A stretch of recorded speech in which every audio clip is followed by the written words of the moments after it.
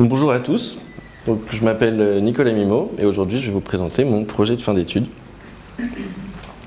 Donc, qui dit projet de fin d'études dit aussi fin d'un parcours. Donc, j'ai commencé en faisant une licence en création digitale donc, qui durait 3 ans. À ce moment-là, je faisais surtout des interfaces web et du front-end développement. Et je suis rentré en design d'interaction à Strat en 3e année. Donc, la même année, j'ai fait notamment un stage à Londres et après, j'ai été pris dans le double diplôme avec Sciences Po, Innovation et Transformation numérique. Donc, c'était un cursus qui était assez intéressant parce qu'il parlait de l'impact des technologies sur notre société et comment aussi la transition numérique pouvait nous aider à lutter ou pas contre le changement climatique. Donc, j'aimerais commencer rapidement avec un court extrait. J'ai pas testé le son, alors on va voir. It's Voilà. too late for sustainable development. Il est trop tard pour le développement durable, Unsustainable. parce que nous sommes d'ores et déjà non durables. It's not too late to think about Mais il n'est pas trop tard pour réfléchir au développement résilient, institutions. en mettant en place des mécanismes, des institutions, une culture qui feront face à ces crises et qui les surmonteront, tout en préservant un engagement élémentaire vis-à-vis de certaines valeurs comme la liberté, l'égalité, l'art et ainsi de suite. Okay.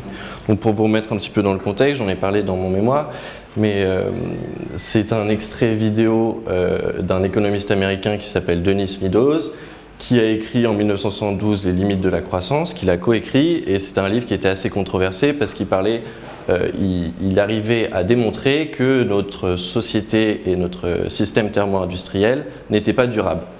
Et donc en 2010, il nous dit ceci, qu'il est trop tard pour réfléchir à un développement durable et maintenant il faut réfléchir à un développement résilient. Il parle aussi de culture de la résilience. Donc la résilience, c'est un terme qu'on entend beaucoup en ce moment, notamment dans notre classe politique. On a le projet de loi climat et résilience qui est passé dernièrement et on a aussi Roselyne Bachelot par exemple la semaine dernière qui nous disait qu'il travaillait à un modèle résilient pour la culture.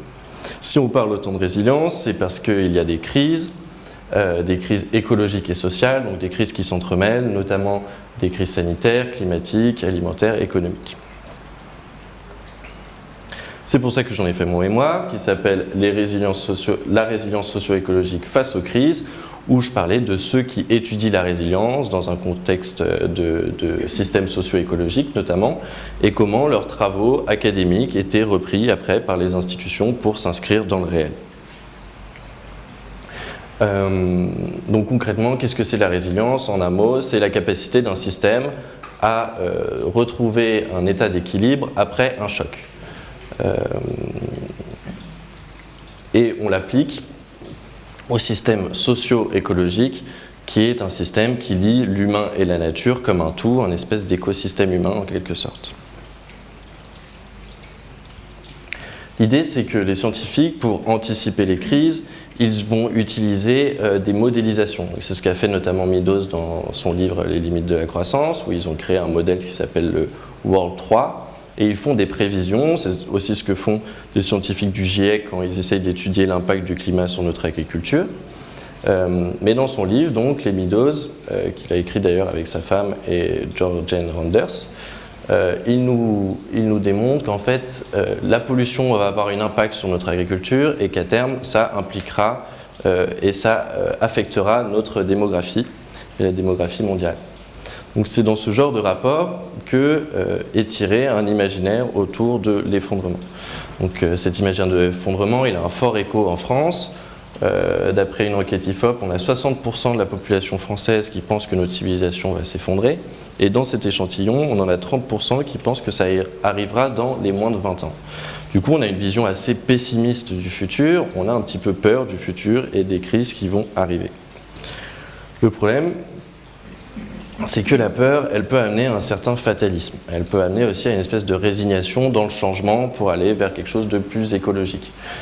Par exemple, si demain, je sais que dans 10 ans, on va tous y passer, pourquoi est-ce que j'en profiterai pas pour faire tout le tour du monde avec ma famille, prendre l'avion, conduire mon SUV et me faire plaisir. Profiter pendant qu'il est encore temps. Du coup, on a un manque d'imaginaire désirable. Il faut qu'on crée plus d'utopie. On a beaucoup de dystopies, notamment autour de la question technologique en général. Mais ce qu'il faut maintenant, c'est trouver des nouveaux récits écologiques pour le monde d'après. Donc là, vous avez une petite illustration qui montre un peu à la Black Mirror ce que pourrait être un monde dystopique. Nous, on va aller justement vers l'utopie. Et cette utopie, elle se fait au niveau des territoires. Donc on peut penser, dans mon mémoire, j'en parle aussi un petit peu, du mouvement Ville en transition de Rob Hopkins, qui essaye de trouver des nouveaux moyens de gouvernance, essayer de penser à un système écologique nouveau, mais souvent à travers des écolieux. Et ces écolieux, ils sont confrontés à deux visions écologiques qui s'affrontent. Donc d'un côté, on a une vision qui va être plus soutenue par la high-tech, et de l'autre côté, on va avoir une vision qui va être plus soutenue par ce qu'on appelle la low-tech. Donc c'est le reprendre le contrôle de la technologie, avec un côté, voilà, faire soi-même et vivre plus sobrement. Et donc cette confrontation est notamment illustrée par un livre qui s'appelle The Wizard and the Prophet. The Wizard étant ceux qui veulent faire des économies d'échelle pour sauver la planète, et les prophètes étant ceux qui disent qu'il faut aller plutôt vers une sobriété. Donc si on zoome un petit peu sur ces deux imaginaires, on a d'un côté l'humain surpuissant qui arrive à contrôler la nature avec de la data, l'intelligence artificielle qui nous aide à produire et à répondre à nos besoins primaires, donc des robots dans nos champs et la nature dans nos villes.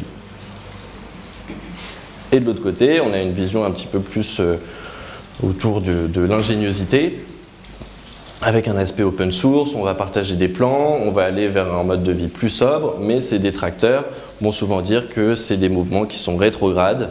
On peut penser notamment à Emmanuel Macron qui nous disait sur un débat sur la 5G qu'on n'allait pas vivre comme les Amish. Et ce que nous dit Philips Biwix, qui est le théoricien de la low-tech, qui est un des premiers à parler de low-tech, il nous dit « tout n'est pas tout noir et tout n'est pas tout blanc, il faut faire avancer le débat ». Du coup, il faut qu'on trouve un juste milieu entre ces deux extrêmes. Donc si je reprends très rapidement ce que je vous ai dit, on a des chocs socio-écologiques et un effondrement probable, on a un manque d'imaginaire, on veut vivre autrement et ça se passe à l'échelle locale, et on a une dualité de technologie entre high-tech et low-tech.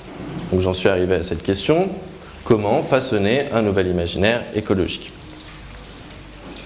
Donc pour mener dans cette quête, pour répondre à ma question, j'ai mené pas mal d'entretiens, notamment le journaliste Jean-Jacques Valette, donc, qui est spécialiste des questions écologiques, qui parle aussi des nouvelles technologies en général et de l'impact sur notre société. On a Max Melon, qui est enseignant et fondateur du Design Fiction Club, donc, qui s'intéresse notamment à comment les récits peuvent faire avancer les débats et comment le design peut faire avancer le débat. On a Tom Ebrard, Quentin Mathéus, Clément Chabot, qui sont des ingénieurs et designers spécialistes de la conception durable. Les deux derniers que j'ai nommés, Quentin et Clément, sont membres du Low-Tech Lab, donc qui est un petit peu l'institution qui diffuse le Low-Tech en France. Et j'ai interviewé aussi Olivier Mocco, qui est un game designer et CEO de Game in Society. Et son but, lui, c'est de créer des nouveaux récits grâce aux jeux vidéo et d'avoir, avec le jeu vidéo, un impact sur la société. Je vais me permettre d'enlever ça. Ok. Du coup, on en est arrivé à ce constat-là. Il faut qu'on puisse raconter une histoire. Donc, il faut créer un médium pour raconter un nouveau récit. On voudrait qu'il y ait une approche qui soit relativement immersive pour projeter notre utilisateur dans un futur, dans son futur. Donc, un futur qui correspond à ses idéaux. Et on pense que pour s'inscrire dans le réel, une des premières étapes, ça va être de travailler sur l'enseignement, sur la pédagogie, et du coup, on veut instruire les gens et leur expliquer ce qu'est un système résilient, et notamment quelles démarches écologiques existent, quelles technologies écologistes existent, et les alternatives qui s'offrent à nous pour un futur utopique, pour aller vers l'utopie, notre futur. Donc c'est là où j'en suis arrivé à un jeu vidéo, que vous voyez ici animé, qui s'appelle The Artificial Resilience Program. L'idée, c'est donc de façonner un imaginaire écologique. Donc, qu'est-ce que c'est concrètement ? C'est un jeu vidéo, c'est une expérience pédagogique où vous allez imaginer un futur possible et vous allez découvrir différentes technologies écologiques. L'idée, c'est de visualiser, façonner son imaginaire et son écosystème. Donc imaginez, l'effondrement va arriver, des scientifiques ont mis en place un programme où ils font travailler des intelligences artificielles pour trouver la bonne combinaison entre technologie et écologie. En tant que joueur, vous incarnez une de ces intelligences artificielles et votre but, ça va être de sauver l'humanité parce qu'évidemment, si un effondrement arrive, ça remet en question toutes nos infrastructures structurelles, donc toutes les infrastructures qui permettent de répondre à nos besoins primaires. Et donc, c'est à vous de trouver cette bonne combinaison pour répondre à nos besoins primaires. Très concrètement, en tant qu'intelligence artificielle, vous allez sélectionner des technologies, vous allez modéliser votre écosystème et vous allez, à la terme, générer un récit utopique. Votre écosystème en question, que vous allez designer et façonner, il est représenté ici par un arbre. Donc l'arbre, il a une forte symbolique. C'est une métaphore aussi pour parler du temps long de l'écologie, du temps long de la nature. Et puis aussi, c'est un organisme vivant qui représente la complexité d'un écosystème humain. Donc l'idée, c'est que vous passiez d'un arbre comme ça, qui est placé dans un monde assez hostile, qui semble mort et inerte, à un arbre, donc comme vous pouvez le voir ici, à un arbre, lui, qui sera placé dans un paysage luxuriant, fleuri, et qui représente donc l'ultime balance entre technologie et écologie. Bon, on va revenir un petit peu plus en détail sur le fonctionnement. Concrètement, votre arbre, il représente cet écosystème. C'est un écosystème qui est assez simple. Pour développer votre population, vous avez besoin de certaines ressources, nourriture, eau, énergie, donc qui correspondent à vos besoins de base. Pour produire cette nourriture, cette eau et cette énergie, vous avez besoin de main-d'œuvre, donc vous avez besoin de population. Ça, c'est assez simple. Le problème, c'est que ça crée des externalités en termes de pollution, en termes de santé, et vous avez évidemment une notion de plus je produis sur mon écosystème, plus ça prend de la surface et de la superficie. Donc c'est ce que vous avez ici, et en fonction de comment vous avez designé ce petit écosystème, on va vous donner une note écologique, le but du jeu étant d'avoir la note écologique la plus haute possible. En tant que joueur, pour interagir avec cet écosystème, vous allez choisir des technologies. Donc ici, vous avez par exemple une éolienne recyclée. Ce qu'il faut retenir, c'est que les technologies, elles consomment certaines ressources et elles produisent d'autres ressources. Ici, de l'énergie, parce que c'est une éolienne. Et donc, c'est comme ça qu'on va avoir des interactions entre le système et cette vision très technologique. Et l'idée, évidemment, c'est qu'à chaque fois que vous faites un choix de technologie, vous allez avoir un feedback type data visualisation en temps réel de vos choix. Donc ici, on a choisi que les démarches écologiques soient représentées par des fleurs, on va voir ça plus précisément un peu tout à l'heure, qui ont différentes couleurs, qui correspondent aux différents types de démarches écologiques, électricité, eau et celle pour avoir de la nourriture. Vous avez votre population aussi qui est représentée par le feuillage de l'arbre. Donc plus votre arbre est feuillu, plus il accepte une grande capacité de population, votre écosystème toujours. Les ressources, votre excédent de ressources du moins est symbolisé par des petites lucioles et chaque ressource correspond au même code de couleur que vos démarches écologiques. Donc les petites lucioles orange représentent les excédents de ressources en termes d'énergie. Vous avez évidemment un rapport sur la superficie, donc la superficie correspond un petit peu à l'envergure que va avoir votre arbre. Plus vous prenez de la place sur votre écosystème, plus votre arbre va avoir une grande envergure. Et enfin, vous avez aussi un feedback pour la pollution. Donc toute l'idée de ce petit écosystème que je vous ai dessiné, c'est d'arriver à un écosystème stable, comme vous pouvez le voir sur cette petite vidéo. Et donc pour vous immerger un petit peu dans cet univers-là, je vais vous présenter maintenant mon trailer.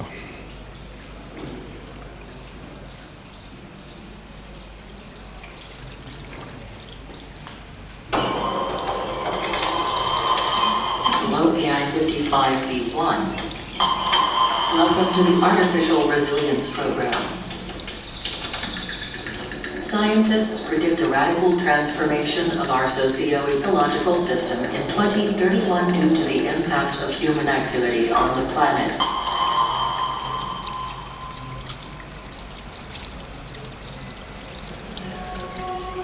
To face the shocks to come, Your goal is to help humanity find sustainable solutions to create resilient ecosystems. You must meet the primary needs of your population without neglecting the ecological aspect of the choices you make. Every choice and decision you make, every technology and resource you use and how you use them will have a direct impact on the ecosystem you develop. Find out more about technologies to make the right choices and design your ecosystem. But more importantly, find the right techno-ecological balance. Yet beware, artificial resilience will confront you with collapse scenarios, and it is up to you to find the way to resilience. Our scientific approach gives you the keys to imagine a new narrative. Will you be more of a green tech believer or an adept of sobriety? Define a possible future AI 55v1. The future of humanity is in your hands.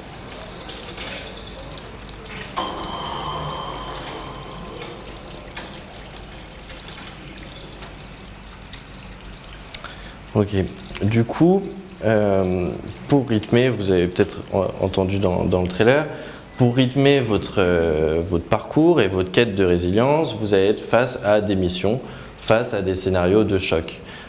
Donc vous avez votre arbre qui est à l'équilibre, votre système qui est à l'équilibre, et du coup vous allez être mis face à des catastrophes naturelles ou par exemple des vagues migratoires ou ce genre de choses, et vous allez devoir adapter votre écosystème en conséquence et donc faire preuve de résilience pour retrouver un certain équilibre. L'idée, c'est qu'on va découvrir des technologies écologiques en faisant ça au fur et à mesure, en faisant preuve de résilience. Donc on va avoir du contenu pédagogique sur chacune des technologies, donc des descriptions assez exhaustives, des liens annexes et des tutoriels vidéo. Vous avez différents types de technologies. Vous avez des technologies qui sont plus ou moins écologiques et des technologies qui ont un niveau technologique plus ou moins grand, plus ou moins low-tech, plus ou moins high-tech. Et les décisions que vous allez prendre en tant que joueur vont vous placer dans ces imaginaires entre écologie et technologie. Vous allez pouvoir aussi appréhender l'impact des différentes technologies sur votre écosystème.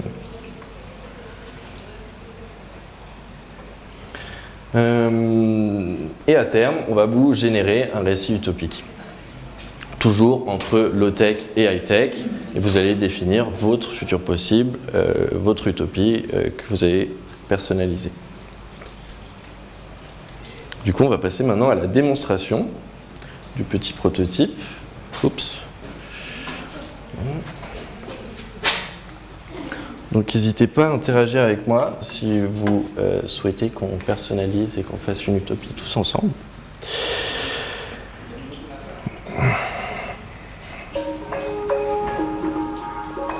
Okay. Du coup, vous arrivez sur ce premier écran qui est un menu qui est équivalent à un menu de jeu vidéo de base. Donc on va vous plonger un petit peu dans l'univers que je vous ai décrit avant. On va vous dire que vous êtes une intelligence artificielle, que vous devez faire survivre l'humanité. Et on va vous parler notamment des règles du jeu. Donc votre but, c'est de modéliser un ultime équilibre techno-écologique. Votre moyen, c'est de sélectionner différentes démarches écologiques existantes et générer un écosystème. Et puis après, évidemment, on vous dit bonne chance, le destin de l'humanité est entre vos mains. Donc vous allez commencer l'expérience.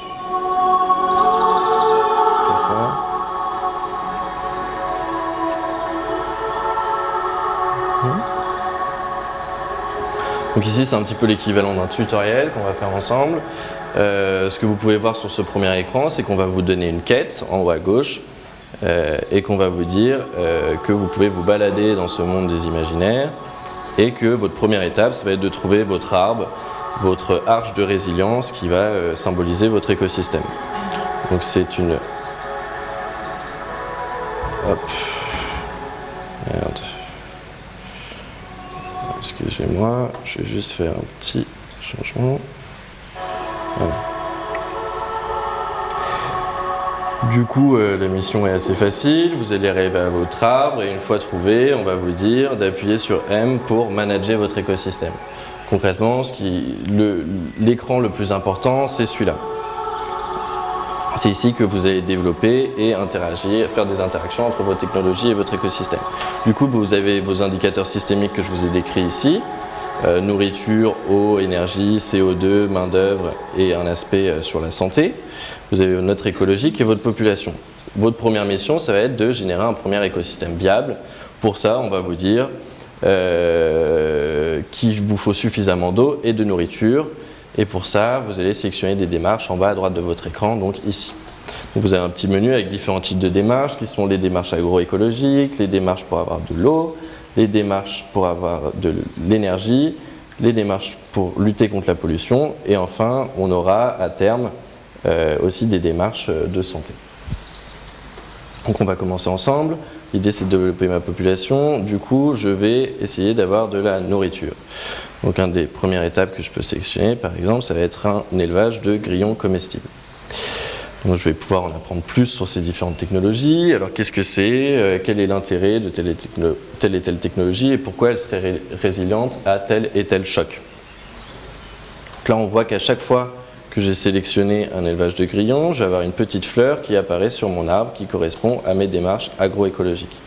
Aussi j'ai sélectionné, du coup j'ai mes indicateurs qui ont évolué. Parce qu'en fait les élevages de grillons, a priori ça demande de l'énergie. Du coup, je vais essayer de maintenir cette balance positive parce que là, j'ai un déficit en termes d'énergie et du coup, on me dit attention, vous n'êtes pas autosuffisant. Donc, je vais aller vers pour avoir de l'énergie. Voilà. Je vais rajouter par exemple une éolienne recyclée pour aller plus vite parce que ça donne beaucoup d'énergie. Et instantanément, on va voir mon arbre qui va faire des surplus d'énergie avec ses petites lucioles, etc. Du coup, on va continuer à développer notre petit écosystème viable. Je vais choisir des cerfs, par exemple. On voit que la proportion de nourriture évolue. Hop. Et que j'ai de plus en plus, normalement, ça va arriver, de plus en plus de fleurs qui vont pousser sur mon arbre, plus je sélectionne des technologies, etc., etc. Je pense que vous avez compris le principe. Du coup, pour qu'on arrive à un écosystème résilient, je vais choisir des technologies relatives à l'eau. Donc moi, particulièrement, j'aime bien tout ce qui est attrape-nuages. J'ai découvert ça notamment en faisant ce travail-là, qui sont des dispositifs pour récupérer de l'eau dans les nuages. Donc vous avez toujours votre contenu, et puis on va vous rajouter quelques... Donc là, j'ai un gros déficit d'eau, donc je vais sélectionner de l'eau. Et là, on voit que mon écosystème arrive à un état d'équilibre, et donc je me positionne instantanément dans un monde un petit peu plus luxuriant avec des fleurs et ce genre de choses. Et on me donne une note écologique, on voit aussi que je produis du CO2, du coup je vais pouvoir utiliser des technologies qui me permettent de lutter contre le CO2, notamment le reboisement. Ce qui est intéressant avec le reboisement, c'est que ça prend beaucoup de place. Donc normalement, quand je vais cliquer, mon arbre va grossir un petit peu. C'est ce qu'on voit un petit peu ici.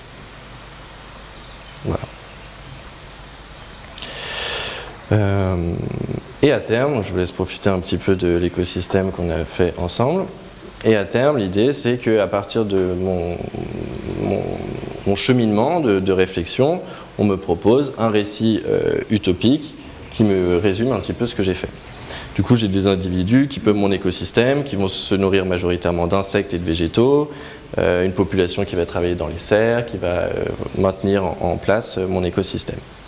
L'idée à terme, ce serait de travailler surtout avec des auteurs qui puissent mettre en forme ce scénario de manière un petit peu plus réjouissante et plus sympathique. Du coup, si on revient un petit peu sur notre présentation, donc le principe de fonctionnement, je vous l'ai dit, l'idée ce serait de faire une arborescence pour le récit qui se fasse en fonction de ma navigation en tant qu'intelligence artificielle et en tant que joueur. Pardon. Du coup, toutes les bases de données, notamment les technologies que vous avez vues, je les ai pris du Low-Tech Lab. Donc, l'idée serait de créer une base de données open source où il y aurait des contributeurs qui puissent amener telle et telle technologie alternative. Aussi, je vous parlais de la boussole des technologies tout à l'heure. C'est une boussole qui a été inspirée notamment des travaux de Bruno Latour, qui a été remixé un petit peu parce qu'on a un axe ici qui est plus technologique. Du coup, le joueur, il va pouvoir comprendre les interactions d'un écosystème humain, voir les futurs possibles qui s'offrent à lui. Il va avoir une espèce de recherche perpétuelle d'un équilibre.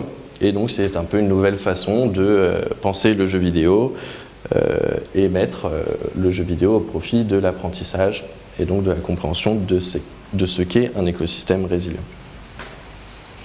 Les développements futurs, donc ce petit prototype, je l'ai présenté déjà à quelques personnes, j'ai eu des retours à propos de ce prototype, et du coup, l'idée serait d'évoluer dans le mode de jeu, parce que pour l'instant, on a vraiment une vision très data, on va sélectionner de la data et ça va nous générer quelque chose, donc très data visualisation. Là, on pourrait aller vers un game mode qui serait plus autour d'un builder, par exemple, avec des cliquer glisser, ou quelque chose qui serait assez facile à faire. Ce serait de faire popper des technologies autour de mon arbre pour vraiment visualiser les technologies que j'ai sélectionnées, de les voir dans mon environnement 3D. On peut faire aussi une adaptation téléphone, donc qui serait plutôt axée sur le côté data-vis, parce qu'il y a pas mal de jeux type puzzle game, type toy game, où on va développer au fur et à mesure son arbre, et là-dessus, il y a aussi un marché. Et une implémentation donc multijoueur pour agréger de la communauté, pour participer à la base de données open source, et ce genre de choses. L'idée, c'est qu'à terme, si on travaille notamment sur la précision des indicateurs, on puisse avoir un impact dans le réel et qu'on cible des porteurs de projets d'écolieux, donc qui pourraient, dans ce jeu vidéo, simuler leur système technologique et se renseigner sur des technologies écologiques alternatives ou qu'ils connaissent peut-être pas et qui pourraient implémenter dans leur écolieu ou même carrément dans leur ville qui veut devenir résiliente. La cible qu'on veut viser après, c'est évidemment les concepteurs de technologies écologiques. Donc des entreprises, mais aussi des makers en général, donc je pense notamment aux gens du Low-Tech Lab, qui peuvent proposer des technologies alternatives écologiques et les faire après simuler dans notre jeu. Et ça pourra aussi leur permettre d'estimer les différents besoins, de voir les imaginaires des différents individus et après d'estimer leurs besoins.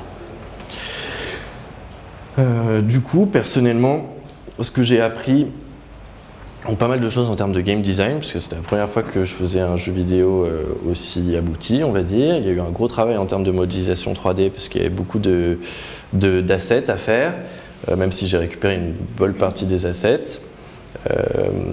Tout ce qui est l'arbre, les technologies, etc., les textures, la lumière, c'était un gros travail. La plupart de mon jeu, du coup, je l'ai développé dans Unreal Engine. La plupart des visuels que vous voyez ici, même ce qui a été fait pour l'affiche. Donc un logiciel qui est très complet, qui permet de faire plein de choses, mais qui m'a mis un petit peu à l'épreuve parce que c'est un logiciel qui est assez bon pour faire tout ce qui est FPS, ce genre de choses, enfin jeu d'action on va dire et d'aventure, mais c'est pas vraiment fait pour faire du traitement de données ou de la data vis en général. Du coup, même si on n'est pas forcément noté là-dessus, il y a eu un gros travail en termes de développement qui a été assez challenging, et c'était cool. Et le montage vidéo aussi, qui m'a pris pas mal de temps, notamment pour le trailer, et puis il y avait un aspect aussi prendre toutes les cinématiques dans le jeu vidéo qui prenait pas mal de temps. Du coup, les perspectives professionnelles, ça fait un petit bout de temps que je travaille en scénographie, en installation interactive en général. Du coup, j'ai fait des installations LED, ce genre de choses. Je m'intéresse pas mal donc maintenant aux jeux vidéo, parce que je pense qu'il peut y avoir des implications là-dedans pour faire des installations justement un petit peu plus immersives. Et donc souvent on parle de nouvelles technologies et de media arts. Donc je vais faire une exposition bientôt où je vais présenter un autre jeu vidéo. Et puis dans le monde de la pub, souvent on parle de creative technology pour ce genre de choses. Et du coup j'ai fait un stage l'année dernière dans une agence qui s'appelle Bright, donc l'été dernier. Et donc j'aimerais bien continuer notamment à faire du freelance avec ces différents acteurs. Voilà. Je vous remercie de m'avoir écouté. Merci, bravo.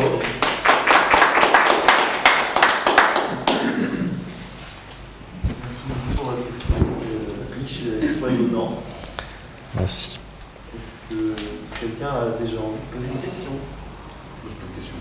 Je crois qu'on a plein de questions. Ouais. Je vous écoute. Oui. Je peux commencer. Déjà, merci. Moi, je suis fan de la représentation déjà. Moi, j'ai bossé sur Unreal aussi. Ouais. Moi, ce que ça représente en termes de taf. C'est impressionnant. Alors j'ai des questions. Alors là, moi j'ai un peu de bloc de questions. La première, c'est plus sur la partie comment t'en es arrivé à vouloir faire un jeu vidéo. Et Ouais. sur quoi tu t'es basé. Bon, j'ai cru comprendre que finalement, ton cahier des charges, il est parti de tes interviews. Ouais, en partie, ouais. Et comment, voilà, enfin, j'aurais juste une question sur comment t'en es arrivé à ce format-là du jeu vidéo et pour répondre à quelle audience. Parce que Ok. dans le jeu vidéo, tu vas pas toucher tout le monde, enfin, il y a un parti qui est relativement assumé. Donc voilà, c'était plus sur quelle est ton audience et comment tu y as réfléchi d'abord. Alors l'idée, si on part de l'audience, l'idée c'était de toucher quand même un maximum de personnes, parce que c'est quelque chose qui touche tout le monde, hein, le fait qu'on a un changement climatique. Donc la première étape c'était ça, et puis après je m'intéressais à tout ce qui était simulateur, donc j'avais une grande réflexion aussi, est-ce que j'allais faire un serious game ou aller faire quelque chose d'un petit peu plus type design fiction et emmener les gens dans mon imaginaire, ou alors faire un simulateur vraiment réel pour les écolieux, pour les concepteurs des technologies, etc. Donc le choix s'est fait en partie avec mes interviews, j'ai parlé à Max Pelon qui faisait du design fiction, etc. Donc j'ai suivi aussi ses cours. Et puis il y avait un côté, on va dire, un peu plus fun, un peu plus immersif et qui m'était plus personnel sur le côté media art, etc. Donc c'est un petit peu pour ça aussi que je me suis adressé là-bas. Et puis aussi, suite à mes interviews, quand je proposais de faire un simulateur, on va dire, réel, type écolieu, qui pourrait avoir un vrai impact, notamment des gens du Low-Tech Lab, Quentin Mathéus, qui sont confrontés à ce genre de choses, me disaient que l'approche purement systémique, indicateur avec des chiffres, pouvait être un petit peu, pouvait avoir ses limites en fait. Du coup, là, l'idée c'était d'utiliser ce simulateur vraiment pour emmener les gens vers un imaginaire, vers quelque chose de plus créatif et de plus poétique. Pourquoi ces limites?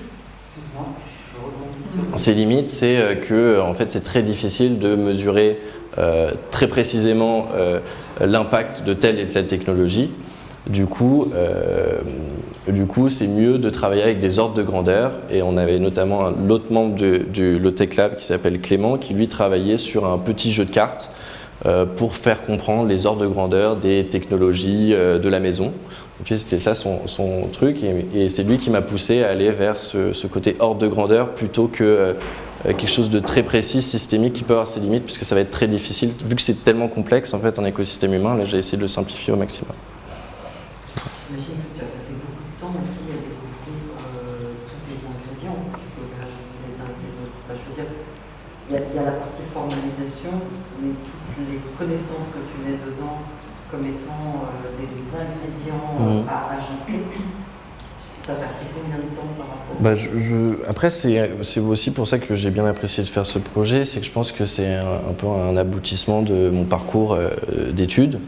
Donc je ne saurais pas vraiment répondre à cette question, mais je me suis imprégné de beaucoup de choses autour de la résilience, de la question écologique tout au long de mes études, notamment à Sciences Po, et c'est pour ça que j'en suis arrivé à ce truc-là. Donc en question de temps, c'est un peu compliqué de répondre, mais je pense que voilà, ça représente un peu mon parcours en général, en termes d'interface, en termes sociologiques et le côté plus immersif, créatif. Voilà.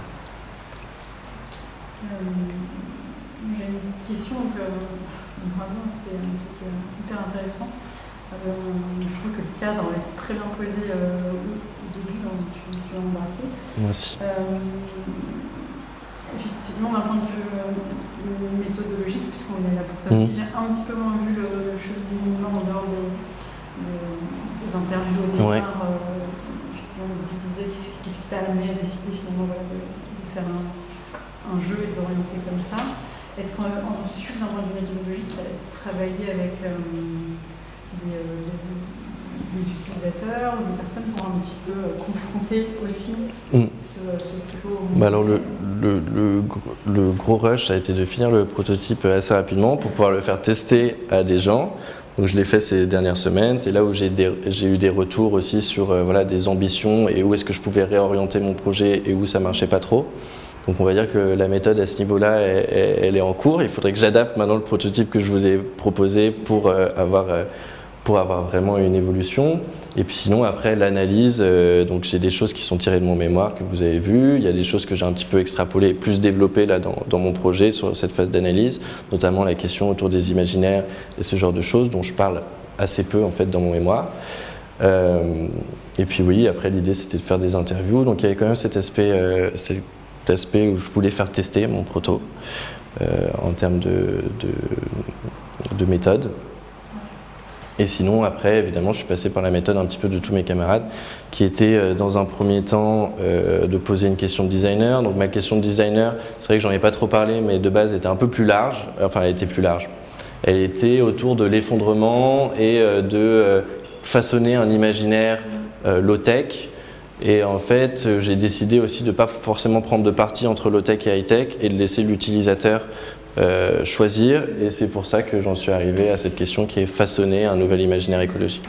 Mais c'est vrai que cette phrase, elle prend son sens si on a tous les constats avant que je vous ai présenté. Parce que c'est vrai que la question de l'audience, elle est totalement hyper Ouais. pertinente. Ça reste finalement très tech Ouais. comme produit. Et sur après aussi l'incarnation dans le réel, comment je m'approche aussi, parce que je façonne mon imaginaire, et c'est déjà top parce que ça me rend plus optimiste potentiellement. Oui, c'est ça. Bien. Et après, effectivement, c'est comment je l'incarne dans le réel. C'est ça, l'idée, c'est que c'est la première étape, c'est de créer un imaginaire, d'aller vers des enseignements, et une fois que j'ai ces enseignements, on pourra les impacter après dans le réel. C'est un peu ça l'idée. En termes de méthode, la question de Bosco, c'est quand tu présentes à la fin, on présentait pendant la fin de la slide sur l'impact dans le réel. Ouais. Dans quelle mesure c'est quelque chose qui était à l'initial, au début de votre réflexion et du choix des pistes et par rapport au choix des pistes, une des questions que moi j'ai voulu poser, c'est quelles étaient les pistes que vous aviez, les pistes de projet que vous aviez évincées. Alors je suis passé par pas mal de trucs, ça remonte parce que je suis tellement là-dedans maintenant, mais donc il y avait ce truc de faire d'un simulateur vraiment serious game pour qu'on comprenne et voir l'impact, une vision très scientifique en fait de la chose. Donc ça j'ai beaucoup hésité, et comme je disais, c'est à la suite de mes interviews on m'a dit non, on va pas forcément là-dedans. Qu'est-ce que j'avais au départ ? J'étais surtout autour de la simulation, et en fait je voulais reproduire un petit peu ce que j'avais vu. Je voulais faire un espèce de petit Midos personnalisé, un peu donc, ce que je vous ai présenté avant. Donc c'était ça un petit peu le départ et la référence. Et donc j'ai beaucoup tourné autour de est-ce que je vais choisir une approche plus scientifique, est-ce que plus poétique. J'ai essayé de lier les deux. Mais oui, la réflexion au départ, c'était vraiment avoir quelque chose de scientifique avec du chiffre et tout. Et au fur et à mesure, je m'en suis écarté pour aller vers quelque chose de plus créatif. Donc on était autour des simulateurs, et puis après j'avais d'autres. Je voulais aussi à un moment, plus dans les imaginaires, de montrer la maison de demain, par exemple, ce genre de choses, mais qui était peut-être moins en lien directement avec mon mémoire et qui est peut-être aussi moins original en quelque sorte. Du coup, c'est comme ça que j'ai fait ces choix-là. Pourquoi tu es parti, puisque en fait tu veux un peu, je dirais, repumper les dynamiques et les motivations pour aller vers de la résilience et se découvrir une attitude. Pourquoi est-ce que quand on démarre en fait dans ce jeu, on part de rien? Alors, c'est-à-dire comme si au fond tu partais de l'idée que l'effondrement avait déjà eu lieu et que c'est pas un piège. Ouais. J'aimerais savoir Je réfléchissais.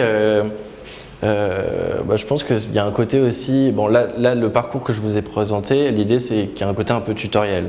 Donc, si on part de rien, ça nous permet aussi de vraiment comprendre la logique qu'on va pouvoir développer sur notre arbre. Mais en fait très vite, donc là on a fait juste la phase tutoriel, mais très vite vous avez quelque chose sur votre arbre, et après il va être challengé avec des chocs qu'on va mettre sur votre arbre, et vous allez l'adapter, faire preuve de résilience.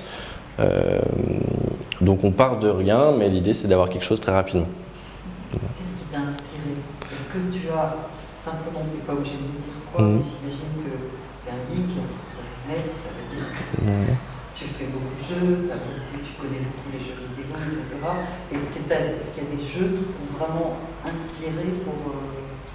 Alors oui, alors je suis pas forcément un très gros gamer en général, mais je suis un geek. Donc je joue pas forcément aux jeux vidéo, mais je passe pas mal de temps sur des logiciels à essayer de comprendre des trucs, etc.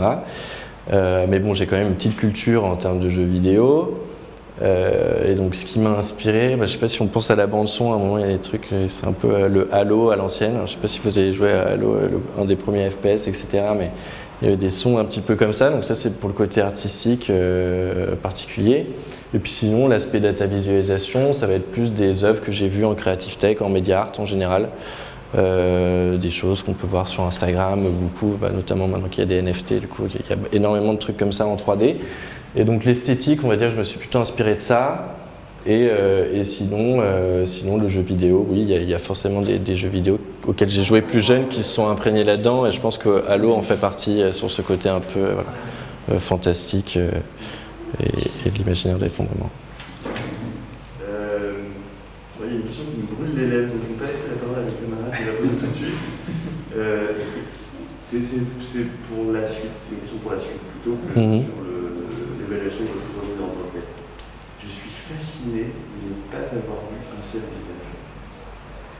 Et je pense que quand vous, dans le jeu, c'est des êtres humains, alors qu'en plus vous avez un double diplôme Sciences Po, et que la dimension politique, le facteur politique, et organisation politique dans le jeu n'y est pas. Ça veut pas dire que ça veut dire qu'il ne sera jamais. Et alors, si vous allez vers du multijoueur, ça va poser un problème majeur parce que c'est fascinant que vous ayez choisi une intelligence artificielle. Elle est élue par personne, elle ne s'est pas imposée par la force, elle est là. L'autre truc, c'est que vous n'avez pas une population de base avec des gros, des grands, des mal foutus, des gens en mauvais santé qui peuvent pas être main d'œuvre, etc. Et alors ça doit rejoindre peut-être aussi les questions qui ressortiront en prototypage, en UX, etc. Voilà. Mais ça apparaît dans votre présentation en tout cas comme un impensé majeur, je trouve, le fait qu'il n'y ait pas de politique. Ouais, alors là, pour le coup, donc moi j'ai fait le choix d'aller vraiment sur quelque chose de technologique et pas de choisir l'aspect politique, ou en tout cas l'aspect politique va transparaître en fonction de mes choix. Mais c'est vrai que après c'était plus pour l'histoire, je trouvais ça intéressant de mettre ça dans un contexte d'intelligence artificielle, parce que souvent on nous fait jouer telle et telle personne, mais rarement une intelligence artificielle.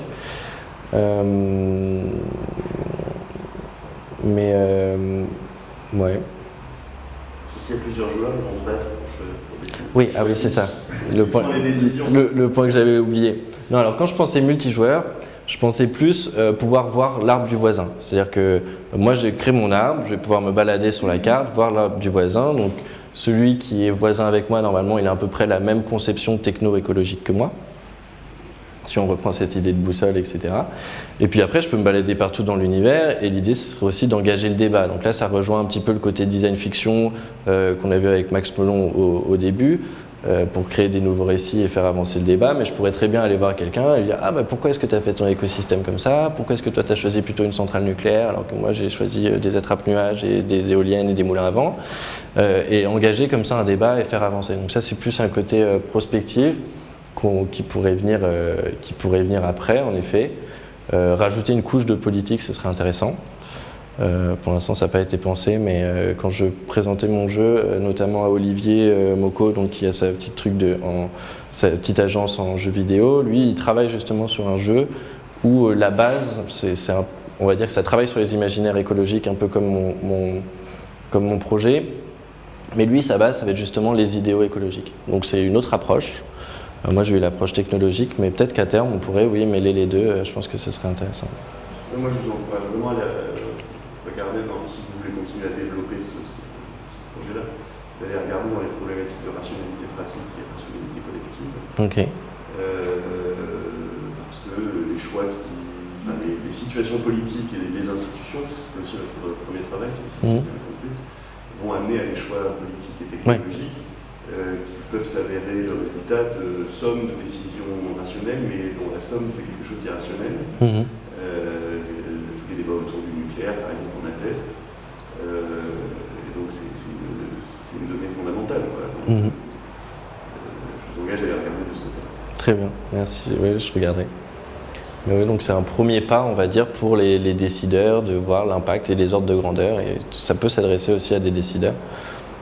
Et c'est pour ça aussi qu'il y a un côté plus artistique, on va dire plus créatif, qui va sortir un peu du jeu vidéo commun, on va dire, et aller essayer d'aller chercher d'autres personnes qui pourraient être intéressées par les technologies et des œuvres un peu plus artistiques. Voilà. Il nous reste une petite question.